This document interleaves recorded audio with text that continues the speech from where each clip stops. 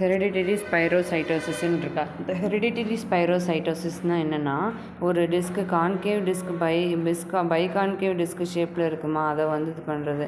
Hereditary is a inherited disorder. These are the causes of the அதுக்கப்புறம் வந்து initiation of the defect at the cell. அதுக்கப்புறம் வந்து red செல் மெம்பரெயினில் வந்து ஒரு defect வந்து வருது.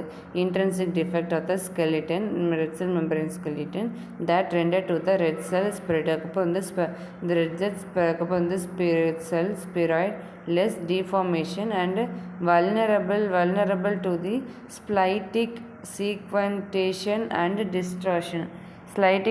சீக்வென்டேஷன் அண்ட் டிஸ்ட்ராக்ஷனாக இருக்குது. இது வந்து இன்ட்ரடக்ஷன் வந்து அட்டானமிக், அதுக்கப்புறம் வந்து டாமினென்டல் இருக்குது. அதுக்கப்புறம் வந்து have a highest prevalent of northern யூரோப்பில் வந்து அதிகமாக இருக்குது. இந்த பேத்தோஜெனசிஸ் வந்து என்னென்னா, இந்த செல் வந்து இருக்கா, இந்த deformation and during the red sell மெம்பரின் is depending upon the cytochrome physicochemical properties of the அதுக்கப்புறம் வந்து sensitization of the membrane of the skeleton. Chief protein is called as a spirotina இருக்குது. It consists of two polypeptide chain made up of இருக்குது. It consists of two polypeptide chain, head and tail இருக்குது. அதுக்கப்புறம் what is ஹெரிடிட்டரினா வந்து இது வந்து ஒரு plasminogen வந்து கொஞ்சம் நாள் போட்டு ஒரு ஸ்பெரிக்கலாக மாதிரி பாகோசைட்டோசிஸ் பண்ணிடுது.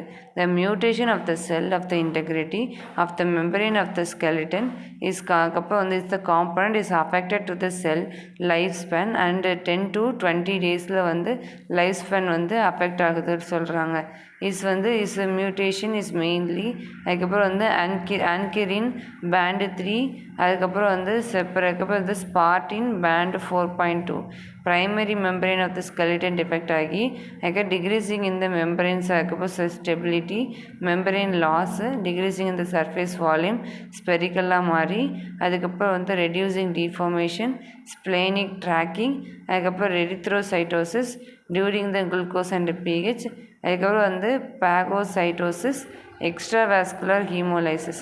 மார்ஃபாலஜியில் வந்து ஸ்பெரிகோசைட்டாக இருக்கும், ஸ்மாலாக இருக்கும், டார்க்காக இருக்கும், அதுக்கப்புறம் பேலராக இருக்கும், டார்க்காக இருக்கும், சென்ட்ரலி பேலர் ஜோனாக இருக்கும், ரெட்டிகுலோசைட் இருக்கும், மேரோ எரித்ரோசைட் போன் மேரோ எரித்ராய்டு ஹைப்பர்பிளேஷியா இருக்கும், அதுக்கப்புறம் வந்து ஹைப்போசிடரோசிஸ் இருக்குது, பிக்மெண்டட் ஸ்டோன், மாடரேட் ஸ்ப்ளீனோமெகலின்னு இருக்குது, அமினோஸ்ப்ளீனோமெகலி, ஜாண்டிஸ், ஏப்ளாஸ்டிக் சிரோசிஸ், அதுக்கப்புறம் வந்து பல்வோ வைரஸ், ஏப்ளாஸ்டிக் சிரோசிஸ், பல்வோ வைரஸ், அதுக்கப்புறம் வந்து ஹீமோலைட்டிக் சிரோசிஸ், இன்ஃபெக்டிவ் மோனோநியூக்ளியோசிஸ்.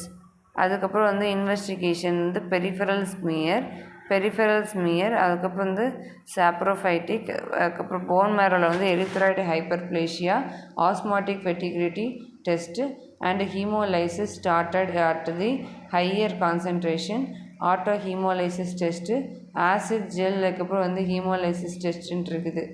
அதுக்கப்புறம் என்ன சொல்கிறாங்கன்னா, ஆஸ்மாட்டிக் ஃபெட்டிகிரிட்டி ஆஃப் த எரித்ரோசைட்டில் வந்து அதுக்கப்புறம் வந்து hypo solution, isotonic solution, hypertonic solution இருக்குது. ஐசோடானிக் சொல்யூஷன் வந்து நோ சேஞ்ச் இன் கலர்.